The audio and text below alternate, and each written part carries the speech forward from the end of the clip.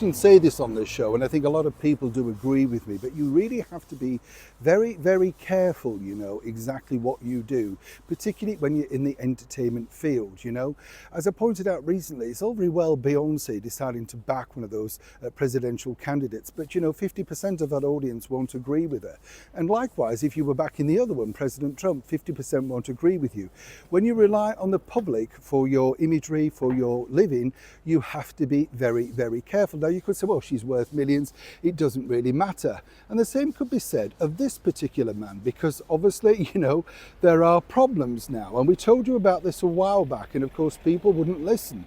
Because when you're opening in a West End show, it doesn't matter what you are or who you are, you need the public. And if they find anything politically biased against you, or they feel that you've been disrespectful to them, it doesn't matter how devoted fans they've been over many years, sometimes 30 years, they show their, well, shall we say, thoughts by not booking.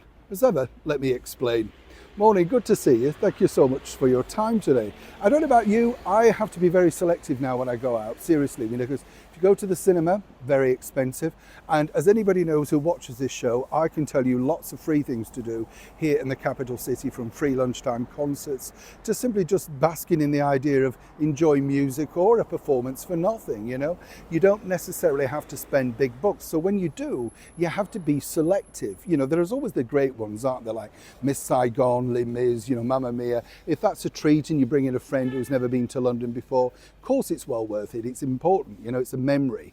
But when it's a brand new production like this, Dr. Strangelove, based of course on the rather strange movie, forgive the pun, starring the brilliant Peter Sellers, you kind of think risky in all angles. And this particular production stars the alleged comedian Steve Coogan. And what's fascinating about this is, obviously it's a risky venture. It's not really a known project that people will go, yeah, love that, we'll definitely, because we know the story. It's not like Seven Brides for Seven Brothers, you know what I mean? If you know it, you know it, don't you?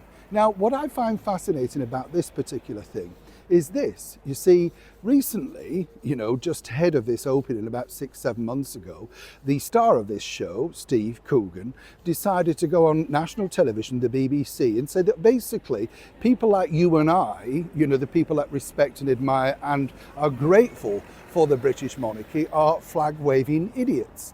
And I pointed out at the time that this was going to be very detrimental moving forward if you want to, well, have a successful opening.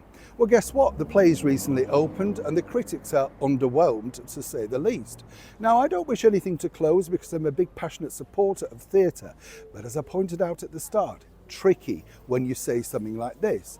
And now when you look at the comments underneath, and particularly on these theatre websites, everybody's attacking him for saying that. They're remembering, and this is the thing.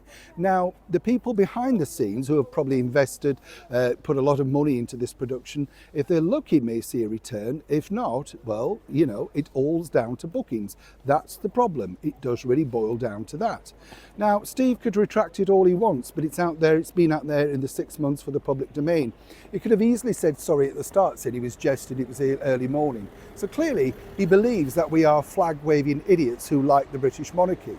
But we're not stupid enough to go and waste our money on something that has already got lacklustre reviews from someone that clearly has a lot of disrespect for 50% of his audience. You agree? Neil Sean in the very heart of London.